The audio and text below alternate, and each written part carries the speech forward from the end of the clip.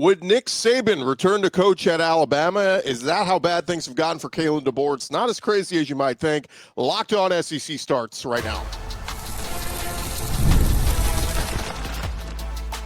You are Locked On SEC, your daily podcast on the Southeastern Conference. Part of the Locked On Podcast Network, your team every day. And what is happening, everybody? Welcome to Locked On SEC. It's great to have you guys along. I'm Chris Gordy. Thanks for making Locked On SEC your first listen every day. Shout out to our everydayers. We're free and available wherever you get your podcasts and on YouTube. Part of the Locked On Podcast Network, covering your team every day. And today's episode is brought to you by FanDuel. Football season is around the corner. Visit the FanDuel app today and start planning your future bets now. We're going to get to the latest news around the conference, injury news, and much more. But I want to start today with the vibes around Tuscaloosa. First, let's start with an update on star wide receiver Ryan Williams and a few others. Of course, in Saturday's loss to Florida State, the Alabama Crimson Tide saw several players go down with injury. Kalen DeBoer giving an update on them on Monday. Of course, one of the players was Ryan Williams, left the game midway through the fourth quarter against Florida State after colliding with a pair of FSU defenders. He dropped a pass from Ty Simpson, and then after colliding with the FSU defenders, seemed to hit his head on the turf. Williams was able to leave the field on his own accord, but did not return to the game. DeBoer gave an update saying that he will go through the concussion protocol and is listed as day-to-day. So we're going to find out, look, I would put it not likely to go to play this week if he's going through concussion protocol, but of course we'll see on that. Another Alabama wide receiver went down with an injury in the first half. Isaiah Horton was seen in the injury tent and riding the stationary bike on the sidelines. Kalen DeBoer confirming that Horton had a lower body injury and was limited. However, he is expected to be a full go by the end of the week, so good news there. DeBoer also gave an update on Tim Keenan, one of the team captains who suffered that high ankle sprain a few weeks ago, confirmed he is out this week and is considered week to week. And then Jam Miller, he said, doing a good job recovering from that dislocated collarbone. He's calling him week to week and optimistic that he will be back in the short future. Of course, Alabama getting ready to play Louisiana Monroe, trying to get their first win of the season. And, look, Kane Womack, the defense coordinator, insisted Alabama was not surprised by what Florida State did offensively. He said, we weren't surprised by anything. We were prepared for a number of things they were doing, including some of the trick plays. We did not play up to what we were capable of as a defense. Of course, effort is what a lot of people have been saying. Greg McElroy, among others, have called into question Alabama's effort. So that would take you to coaching. Should there be a coaching, disruption on the staff there, and who is coaching in Alabama? Real quick, Cole Kublik gave some of his takeaways on social media. He said that the run game started strong and then hit a wall, turned defenders free, did not sustain blocks. D-line got pushed, saw some poor angles in pursuit. At the end of the day, it appears that Alabama absorbed the blows and FSU delivered them. So that brings us to yesterday. Kalen DeBoer having a little bit of an awkward exchange with a reporter regarding his comments about last week having a great week of prep leading up to the Florida State game. So here was a little bit of that exchange. You mentioned the great week before the game. Just how much do you self-scout the preparation before games, and are there times as a coach where maybe you notice during the week that things might not be going the way that you want them to? You said, what do you mean great week? A great week. You said a great week of preparation. For this week, you're saying, or are you referring to last going week? Going up to Florida State before that game. I said that? You said that, yeah, before. Oh, yeah. Okay, all right. It was a very awkward exchange. Who said that? I said that. I don't remember saying that. Regardless, DeBoer went on to say that the Alabama team responded to its opening game loss, stating that his guys have already shown him how bad they want it and how they're going to respond to this loss. He said they were just flat out upset. So, other criticisms of DeBoer, of course, on ESPN, Dan Orlovsky sounding off, saying if Nick Saban watched this tape back yesterday, he would have kicked some of these kids off the team. That's how bad it was on the Florida State film. I think it's fair to say, can Kalen DeBoer survive September? When you watch this tape, they look like a shell of what Nick Saban built them to become when it comes to effort, toughness, and desire. They look like a shell of it. Of course, DeBoer in year two, not off to the greatest of starts. We told you the stat. Alabama 5-5 in their last 10 games under Kalen DeBoer, dating back to last season. Stephen A. Smith on ESPN said, "This is embarrassing." Quote, "This is not Alabama football. I don't know what the hell this is. Ain't no Roll Tide. We got to take out the vernacular, wipe it away. No more Roll Tide. You don't deserve it because you're getting rolled over." That's what is happening. Andy Staples, he even presented the thought, can Kalen DeBoer survive 3 more losses? He said, look, if you have 3 more losses like that this year, he's going to be fired. I don't care how big the buyout is. It's Alabama. You can't go 8-4. And then Paul Feinbaum presented an interesting take, and this is where I wanted to get to today. Paul Feinbaum saying that if someone calls up your show today, this is Mike Greenberg talking to him, says, someone calls up your show today and says Nick Saban needs to unretire, return to Alabama and coach his team, would that be fact or fiction? Paul Feinbaum saying that would be fact. Bring him back, get him off the game day set, bring him back today. He said, don't waste a moment. The loss was that bad. This team is soft. They're undisciplined. You have a left tackle who's supposed to be the number 1 O-lineman in the country. He got blown up a couple of times. And Julian Sayin, the quarterback at Ohio State, he was on the roster when Kalen DeBoer got there. DeBoer mispronounced his name, and he was gone. Caleb Downs, he was on the roster. You wonder why Ohio State's looking so good right now, and Alabama's looking shaky. And besides, Nick Saban is wasting his time on game day. With all due respect to the network, 3.5 million people watching, let him go. Let him out of his contract, and let him be there Saturday at Nick Saban Field. Of course, the $70 million buyout is the big, albatross in the room. But I don't think it's the craziest idea, right? If Nick Saban has any desire to still coach, and look, he still has some pride for the University of Alabama, and I'm sure he's not happy watching how they performed. In fact, he was on the game day set ahead of the Monday night game between North Carolina and TCU, and they asked him about the game. Nick Saban said, obviously for me and for a lot of the Bama fans, the disappointment that Florida State dominated the line of scrimmage on both sides of the ball. He said, the good news is every team has the best opportunity to improve from week 1 to week 2, because really going into the season, you don't really know what you have for sure as a coach. You're always very anxious about what might happen in the first game. I'm sure they're all disappointed, players, coaches alike, but they do have a great chance to improve from week 1 to week 2. That's when you make the biggest improvement. Again, you're already paying Nick Saban. He's already on the payroll. You're already paying him a little something there as an employee of the state of University of Alabama. Again, I've talked to several Alabama people who have said $70 million buyout is massive. Yes. But this is our NFL. Like in the state of Alabama, Alabama football is king. There is nothing else. There's no Major League Baseball team. There's no NHL team. There's no MLB team, whatever. Like Alabama is the pro sport. And so if you got enough Alabama fans angry enough and pulled their money together and said, Kalen DeBoer is a freaking joke, let's move on from him. I saw some people putting out there on social media saying, well, I think everyone in Tuscaloosa thought for the longest time the grand plan of the successor in Nick Saban could be either Dabo Swinney or Kirby Smart or even Lane Kiffin. DeBoer had 2 years in the Pac-12. Michael Penix looked very good. And this one guy said, oddly, though, it felt like Alabama fans were so focused on Nick Saban's farewell and what DeBoer did at Washington in 2023 that they didn't realize they didn't really get the ace among a long list of people lining up for the job that they thought they would get, and now everyone is panicking. I brought this up before. I mean, one of the names I had at the top of my list was Mike Norvell, coming off that great season at Florida State. And then look what happened last year. Fell flat on his face, 2-10. Everybody was like, well, that's a terrible take, right? I mean, Mike Norvell stinks.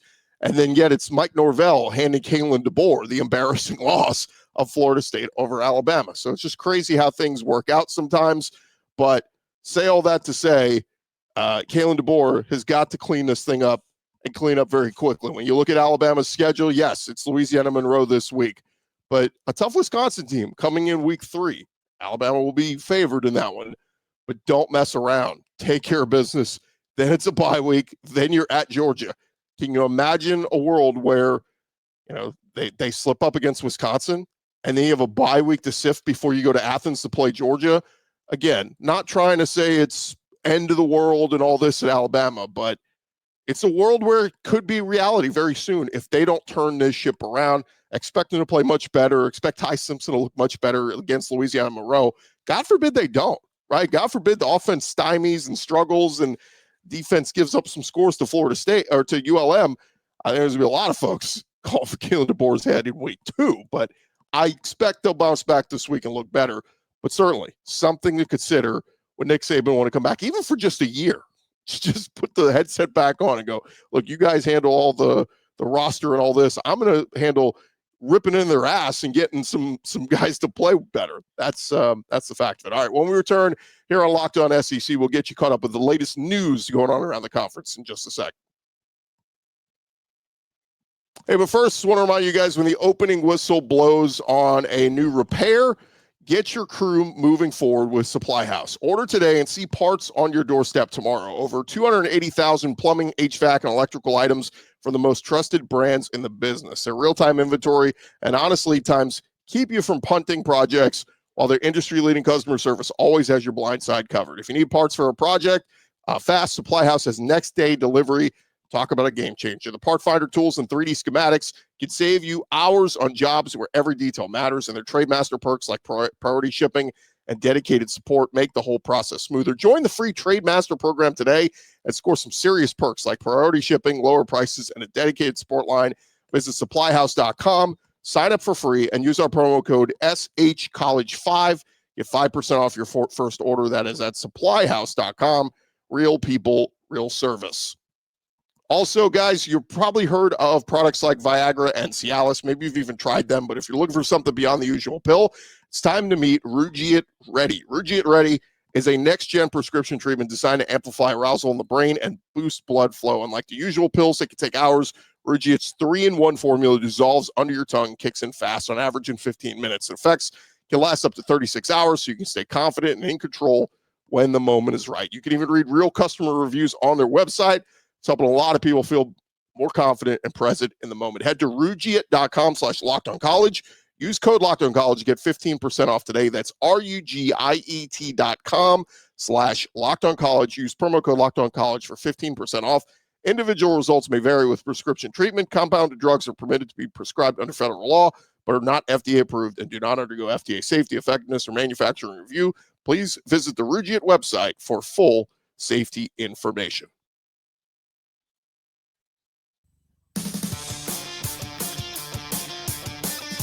All right, we're along here on Locked On SEC. And hey, quick request for you guys. Locked On wants to hear from you. They put together a survey to learn more about our listeners, make your favorite podcast even better. Go to lockedonpodcast.com/survey to get started. Everybody who completes the survey will be entered for a chance to win one of 10 $100 Amazon gift cards. That's lockedonpodcast.com/survey. You can also find the link in the show notes. Thanks for helping us out. All right, let's dive into it. We got plenty to get into. Let's go around the conference. Boots out to the right. Takes the handoff. What a catch! Around the conference. And we start over at Tennessee as Josh Heupel announcing some unfortunate news yesterday that starting corner Ricky Gibson is going to miss an extended period of time after an injury he sustained in the Syracuse game. Heupel didn't give any additional context into how long he'll be out, but it does seem like it's going to be multiple weeks. It's a big loss for the Vols, who are already without their All-American corner, Jermod McCoy. He is still recovering from that offseason knee surgery, hopeful to be back at some point. McCoy has yet to return to team periods in practice, hasn't had contact. That's his next hurdle, to return to the field in full. Been doing some individual drills, so need to keep an eye on that one. Tennessee did get a good performance out of Colton Hood on Saturday. Scored a touchdown on a fumble recovery. Gibson went down. He was replaced by true freshman Tyler Redmond, with McCoy and Gibson likely to miss multiple weeks. They are going to lean on Hood and Redmond. They need to play very well. They get Eastern Tennessee next, but it is Georgia next week. That is going to be a big, big one. All right, how about over at Texas? Steve Sarkisian giving out some praise to running back C.J. Baxter, who made his return after missing all of last season with an injury. Also said that Arch Manning's second half against Ohio State was, quote, a glimpse of what he is capable of. Sark said he met with Arch at halftime to try to calm down his nerves. When asked about his mechanics, Sark said, I don't think he brought his feet to where he wanted to throw the ball, and that led to a couple of misfires on some crossing routes. Sark says the next few games are an audition also for their younger wideouts. who did not see much time against Ohio State. He said, I don't think any of those guys are ready to play against Ohio State's secondary. The good news for Texas, their next 3 games, all at home in Austin, against San Jose State, UTEP, and Sam Houston. So expect Arch to get that confidence going with his wide receiving core and get a lot of young guys some playing time as they try to bounce back from that week 1 loss at Ohio State. Over at Auburn, they're going to be without a couple of key starters this weekend against Ball State. Champ Anthony, their safety, who came back this past week against Baylor in his first game since suffering a season-ending injury in week 4 of last season. And now he's got another injury. Hugh Freeze revealing yesterday, unfortunately, Champ suffered a broken thumb that will require surgery, so he will miss some time. In place came true freshman Eric Winters, who had 3 tackles in the win over Baylor. Also starting running back Damari Alston got dinged up, but returned in time to throw a game-changing block on Jackson Arnold's game-clinching touchdown run. According to Hugh Freeze, Alston will be questionable for the game this Saturday. Also, defensive end Amaris Williams went out, but the Auburn head coach said Amaris bounced back and got back in, so I think he is going to be fine. So, look, it's Ball State. I think Auburn will be just fine as far as injuries go. Over at Florida, Billy Napier saying there's no cause for concern with their kicker Trey Smack and his ability after the kicker missed 3 field goal attempts last week, that matching in one game his total number of misses for all of last year. Napier saying nobody needs to be jumping off a bridge out there. Great shooters, when they miss early, they don't stop shooting. They keep shooting, so we'll keep letting Trey shoot. A little bit of concern, though. Need that guy to be clutch and hit some big kicks for you, Florida. Got some big games in the coming weeks, particularly, well, South Florida. No pushover this week, but heading to LSU next week and heading to Miami the week after. Both those teams got massive wins this past weekend. Over at LSU, speaking of them, Brian Kelly was on Paul Feinbaum's show yesterday praising his new defensive coordinator, Blake Baker. The LSU defense, which ranked number 108 in college 2 seasons ago in 2023. They made some changes. They brought in Blake Baker as defense coordinator from Mizzou. Was very good last year and looks to be even better this year. Brian Kelly saying, quote, we needed to get Blake the weapons he needs to be the coordinator that he is. We think he's the best defensive coordinator in the country. But if you don't have the weapons, we need to get him a roster that allowed him to do things that he's really good at. It looks like LSU has that finally this season. Over at Arkansas, Sam Pittman, of course, throughout training camp said that they were very thin on the D line, and then defensive tackle David Oki suffered a knee injury during the second week, and Pittman confirmed Monday that he will be out for a second straight week against Arkansas State. Said there is a possibility that he could be back for the team's SEC opener on the road against Ole Miss in 2 weeks. Sam Pittman also not shy about his thoughts on the Razorbacks playing this historic game against Arkansas State in Little Rock. He said he respects the 77-year history of Arkansas playing at War Memorial Stadium, but he doesn't see a need for his team to continue playing there. He said he respects Arkansas State as a program, but he doesn't see any advantage for the Razorbacks playing them for the first time this year, particularly in Little Rock. Pittman said it's closer for them. There's going to be 20 or 30,000 people less than at Razorback Stadium. It hasn't been packed for a game at War Memorial since I've been the head coach. By the way, Butch Jones, the coach on the other side at Arkansas State. An interesting one. It's one Arkansas should win, but it's like the Super Bowl for Arkansas State. They want to put everything they have into this one. Over at Kentucky, Mark Stoops giving an update. Defensive end McKeese Humphrey Grace had an ankle injury, suffered an ankle injury against Toledo. Mark Stoops saying he should be back this week, should be fine, but he's a little banged up. Of course, Kentucky and Ole Miss, the first SEC game of the season, happening this Saturday. Mark Stoops on his coach's show Monday night was asked by a caller, how motivated are you to beat Ole Miss on Saturday? Stoops said, pretty much ready to go, buddy. About the same I was last year. Of course, they beat them last year. Mark Stoops had a lot of praise, by the way, for Ole Miss quarterback Austin Simmons, noting how he stepped in and led that touchdown drive in their upset win over Georgia last year. Lane Kiffin, speaking with the media, he said he knows Ole Miss will have to play really well walking into Kroger Field. Of course, Kentucky and Ole Miss always play close games that seemingly come down to the last play. Kiffin noting, the last 4, I believe, someone said, have gone down to the last play of the game. That's got to be a record of sorts.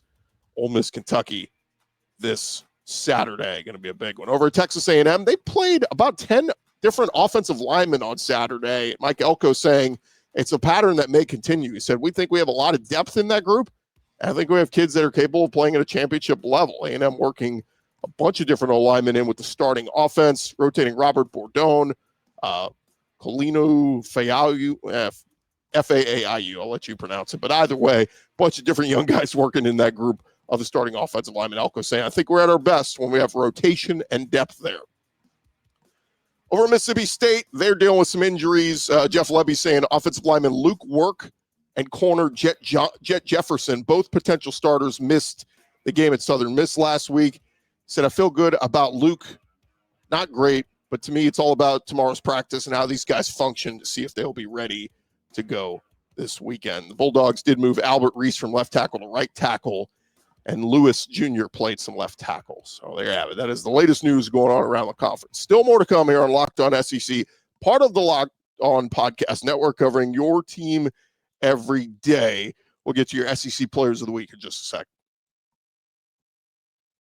Hey, but first, guys, the NFL season is almost here, and FanDuel's making sure you are ready for kickoff with a can't-miss offer. Right now, new customers can bet just $5, and if your bet wins, you'll get $300 in bonus bets to use across the app. Of course, you're going to love using the FanDuel app because it fits however you like to bet. Player props, building a same-game parlay, jumping in on live action, whatever it is, it makes every game more exciting. Whether you're watching your team or just keep an eye on your fantasy lineup, it's quick, easy, and the best way to add a little more energy to your Sundays. So if you're ready to play, download the FanDuel app today by visiting FanDuel.com. Get signed up and get started today. That is FanDuel.com.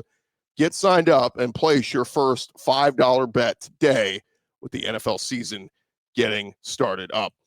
Also, I want to remind you guys, college football is back, and look, everything is more exciting. The tailgates, the rivalries, the energies in the stands, and there's nothing like it.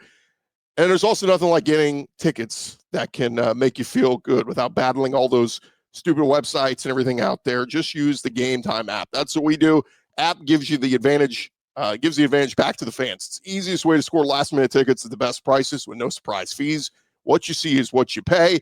Again, you pull up the Game Time app, in just a couple of taps, you are going to see some amazing deals. I'm talking some of your favorite college football games as low as $25. The app is going to make it super simple. You can even see the exact view from your seat before you buy. So take the guesswork out of buying college football tickets with Game Time.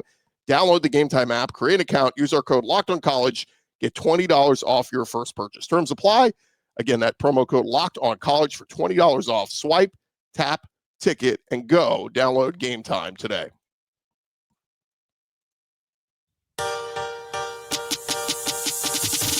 All right, roll along here. Locked On SEC, part of Locked On Podcast Network, covering your team every day. And we had some SEC Players of the Week. The SEC releasing its Players of the Week, and headlining the group, LSU quarterback Garrett Nussmeier and Auburn quarterback Jackson Arnold. Nussmeier, of course, took LSU into Clemson's Death Valley and beat them 17-10. Completed 28 of his 38 pass attempts for 230 yards and a touchdown.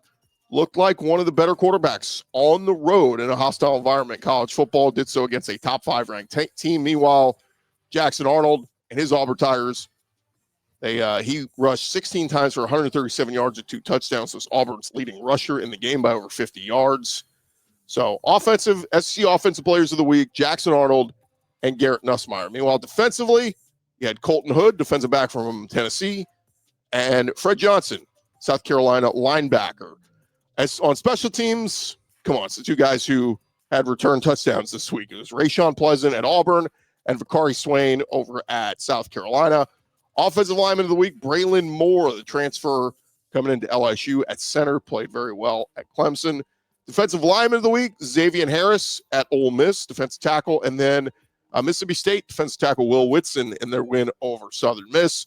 And your freshman of the week, how about Tennessee wide receiver Braylon Staley, stepping up and having a very good game. So those are your SEC Players of the Week, named by the SEC. All right, before we get out of here, did want to pass along ESPN panelists sharing their updated top 12 college football playoff picks.